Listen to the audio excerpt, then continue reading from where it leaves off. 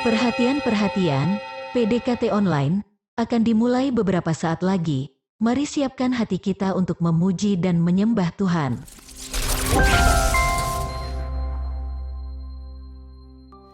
Shalom, Sobat Rica Ministry yang terkasih dalam Tuhan Yesus. Puji syukur pada Tuhan kalau hari ini kita boleh kembali lagi berjumpa dalam PDKT online dengan kondisi yang baik tanpa kekurangan sesuatu apapun.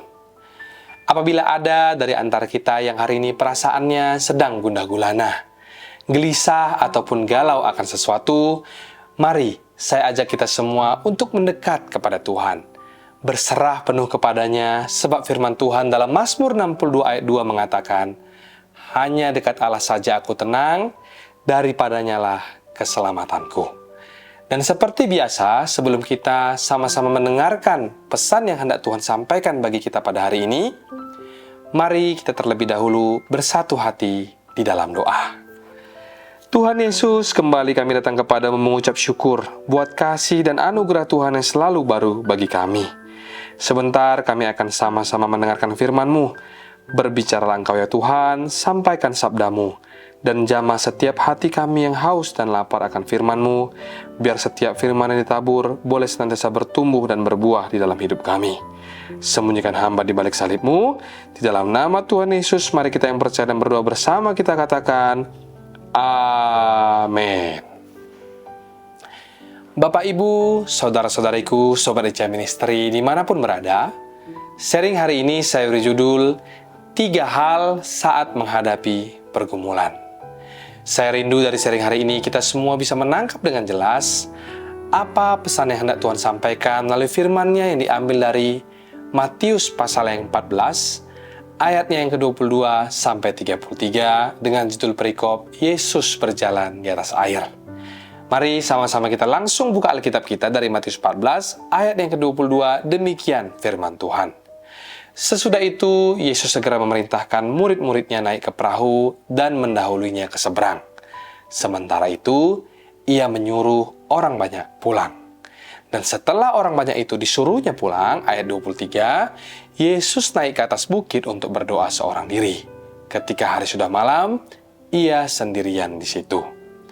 2 ayat yang baru kita baca tadi, ayat 22 dan 23, hendak memberitahukan kepada kita demikian, saudara.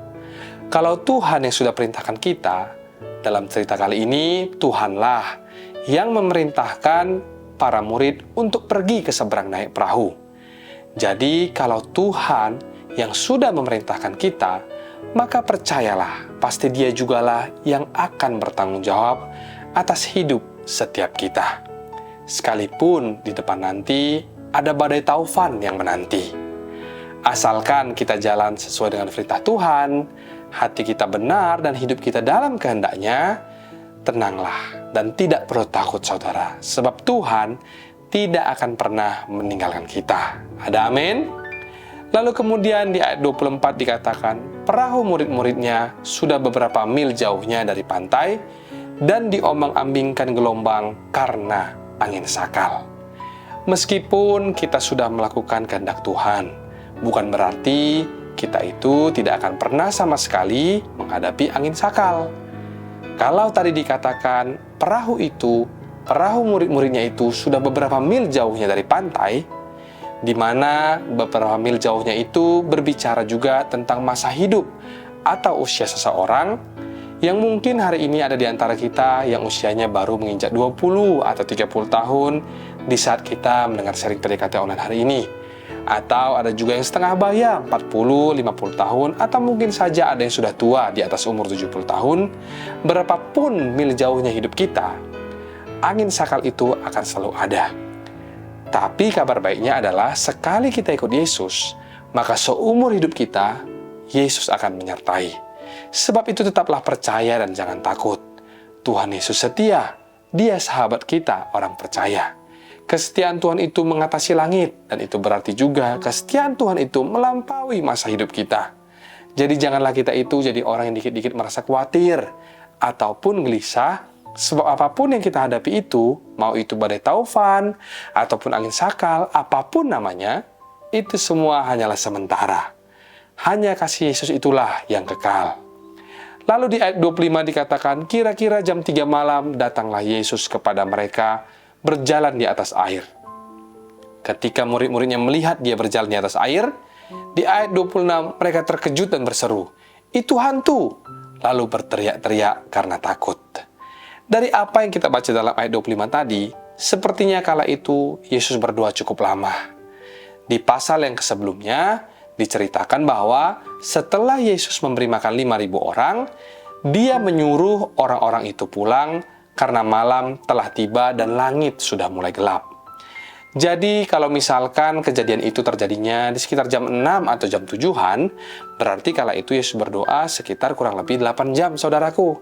Karena barulah kira-kira jam 3 malam, Yesus menyusul perahu murid-muridnya. Yesus itu kalau berdoa tidak pernah setengah-setengah, saudara. Saya rasa semua kita juga sudah pernah mendengar dan sudah pernah membaca saat Yesus berdoa di Taman Getsemani, Yesus berdoa sampai mengeluarkan peluh darah. Saya percaya sekalipun hari-hari ini Yesus sudah bangkit dalam kemuliaan, sebagai Imam Agung kita, seperti yang dikatakan dalam kitab Ibrani, Yesus tak berdoa untuk saudara dan juga saya. Katakan amin. Selanjutnya Yesus berjalan menyusul mereka di atas air, dan kemudian sebuah hal yang lucu pun terjadi. Murid-muridnya tidak bisa melihat Yesus, malah mereka mengira kalau Yesus itu adalah hantu. Sadarkah saudara kalau orang itu sudah ketakutan, mata orang itu pun juga bisa jadi ikut salah. Pandangan seseorang itu bisa jadi juling secara rohani kalau hatinya sedang ketakutan. Kenapa? Karena waktu seseorang merasa takut, dia tidak lagi bisa melihat yang namanya kesempatan. Yang dia lihat itu hanyalah melulu kerugian dan keburukan. Mata kita sudah tidak lagi bisa melihat apa yang Tuhan lihat. Sama juga kejadiannya dengan 12 pengintai yang diutus Musa untuk mengintai negeri Kanaan. 10 dari mereka melihat diri mereka seperti belalang, tapi yang 2 lagi matanya diisi dengan iman. Kedua orang ini yaitu Yosua dan juga Kaleb melihat bahwa ini adalah tanah perjanjian yang penuh dengan susu dan madu. Kalau Tuhan berkata, tanah itu milik kita, bangsa Israel, maka kita pasti akan menguasainya. Disitulah letak perbedaan antara orang yang beriman dengan orang yang ketakutan. Orang yang beriman akan melihat janji Tuhan, tetapi sebaliknya, orang yang ketakutan malah melihat setan. Tuhan pun dikira hantu.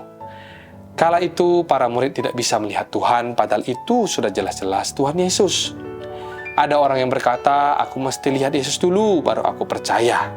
Nggak tentu seperti itu, saudara. Buktinya, 2000 tahun yang lalu, murid-murid melihat Tuhan di dalam daging dan darah. Tetapi mereka tetap aja masih nggak percaya, malah mereka kira Tuhan itu adalah hantu. Sampailah di ayat yang 27 dikatakan, tetapi Yesus segera berkata kepada mereka. Yesus memperkatakan sebuah kalimat yang sungguh berkuasa dan juga memerdekakan setiap kita yang hari ini mungkin sedang merasa gelisah ataupun gundah gulana maupun merasa takut. Yesus berkata, tenanglah, aku ini, jangan takut. Poin atau hal pertama menghadapi pergumulan, tenangkanlah hati kita terlebih dahulu di dalam hadirat Tuhan. Agar jangan sampai kita itu salah langkah atau salah dalam mengambil keputusan. Disitulah hati kita itu perlu untuk tenang terlebih dahulu. Kalau hati kita sedang gundah gulana, panik alias galau, maka bergegaslah untuk cepat-cepat masuk ke dalam hadirat Tuhan. Jangan malah sebaliknya, sebab keputusan yang terbaik itu bukanlah keputusan yang diambil saat tergesa-gesa, tetapi keputusan yang terbaik itu adalah keputusan yang kita ambil dari otak dan pikiran kita yang tenang. Ketenangan yang sejati itu hanya bisa didapatkan jika hati kita itu berada di dalam hadirat Tuhan. Di saat kita memuji dan juga menyembah Tuhan, karena Tuhan bersemayam di atas pujian-pujian umat-Nya. Kemudian setelah kita memuji dan menyembah Tuhan, mengambil Alkitab, lalu merenungkan firman-Nya, sebab firman itulah terang dan pelita bagi jalan kita. Sekalipun ada kalanya firman itu nanti menegur kita, tetapi pada ujungnya nanti, siapa yang dikoreksi Tuhan melalui firman-Nya akan memperoleh damai sejahtera, bahkan kedewasaan secara iman. Tuhan itu tidak jauh, saudara. Dia hanya sejauh doa. Ketika kita berkata dalam doa Tuhan Yesus, maka dia langsung ada di sana. Lalu kemudian di ayat 28 Petrus berseru dan menjawab dia, Tuhan, apabila Engkau itu, suruhlah aku datang kepadamu, berjalan di atas air. Waktu Petrus berseru demikian, kala itu badai taufan masih ada, karena Tuhan belum menenangkan badai itu. Yesus masih menenangkan hati para murid-muridnya. Seringkali ada kalanya Tuhan tidak langsung menenangkan kondisi ataupun keadaan yang kita hadapi pada saat itu. Mujizat ataupun terobosan masih belum terlihat di depan mata. Tetapi kalau Tuhan sudah mulai menenangkan hatimu, percayalah sebentar lagi keadaanmu pun akan dipulihkan. Katakan amin. Jadi kalau hari ini Tuhan menenangkan hatimu, menurut saja dan jangan membantah saudara. Kembali ke cerita waktu Petrus melihat Yesus di ayat 28 tadi, Petrus langsung minta konfirmasi dari Tuhan. Dia bukannya ragu atau gimana, tetapi kala itu dia perlu untuk memastikan. Dia meminta agar Tuhan memberikannya sebuah perintah baru. Petrus berkata, Tuhan, kalau itu memang Tuhan, suruhlah saya datang. Ayat ini mau berbicara kepada kita demikian. Di dalam perkara-perkara baru di hidup kita, kalau itu bukanlah perintah Tuhan, tetapi unsurnya adalah janji, maka kita perlu untuk meminta konfirmasi dari Tuhan supaya kita bisa berbuah dan mengalami penyertaannya. Kenali Tuhan dengan bertanya, apakah ini kehendak Allah atau bukan?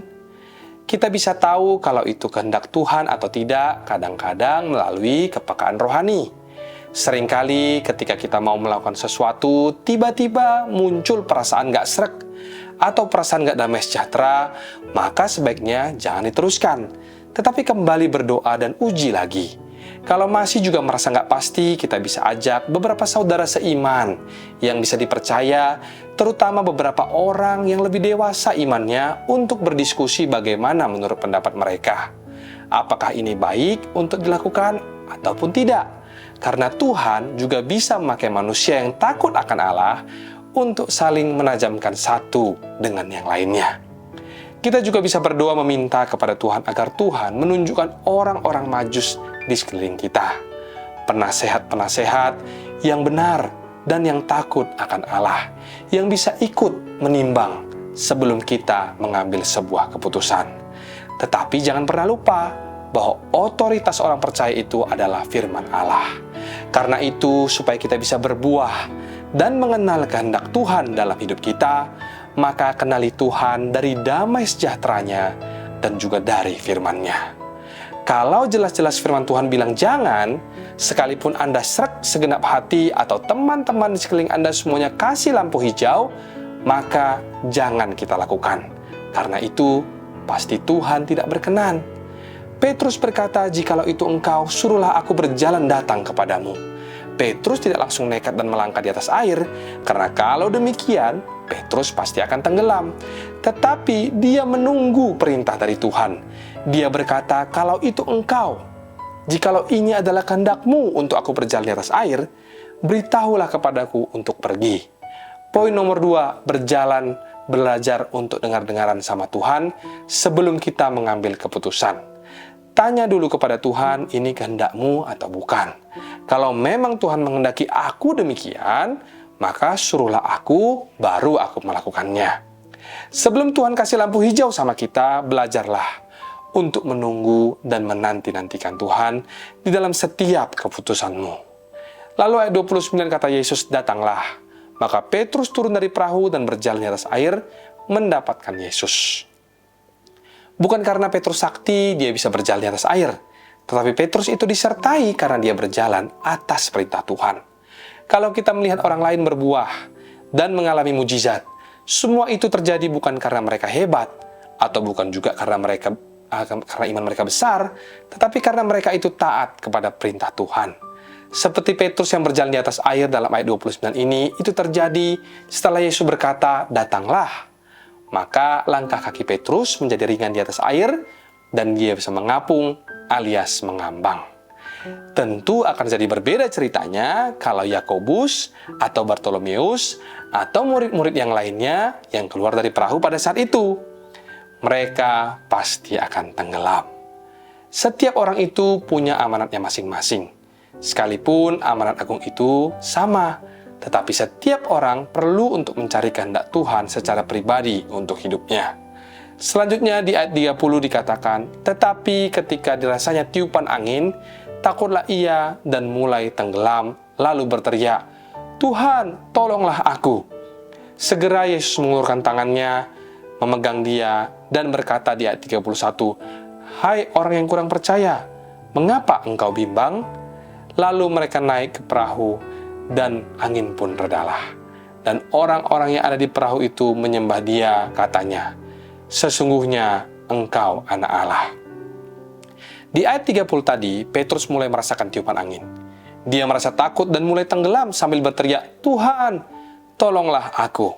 Dan tanpa basa-basi, Yesus langsung mengangkat Petrus, baru menegurnya kemudian di ayat 31. Tuhan kita itu baik, saudaraku. Dia menolong kita dulu, baru nanti berikutnya dia mengajarkan kita sesuatu. Kalau saat itu Tuhan tidak menolong Petrus, Petrus pasti sudah hanyut. Demikian juga halnya dengan kita. Waktu Yesus beserta dengan kita itu tidak bisa terlalu gampang untuk jatuh. Beberapa dari kita itu seringkali terlalu khawatir, gimana besok kalau aku nggak bisa makan? Atau gimana besok kalau aku nggak bisa menyekolahkan anak-anakku, dan seterusnya, dan seterusnya. Saudaraku, asal kita bersama Yesus, kita tidak bisa segampang itu untuk tenggelam. Kalaupun kita diizinkan mengalami sebuah masalah, itu semua punya tujuan untuk kebaikan kita.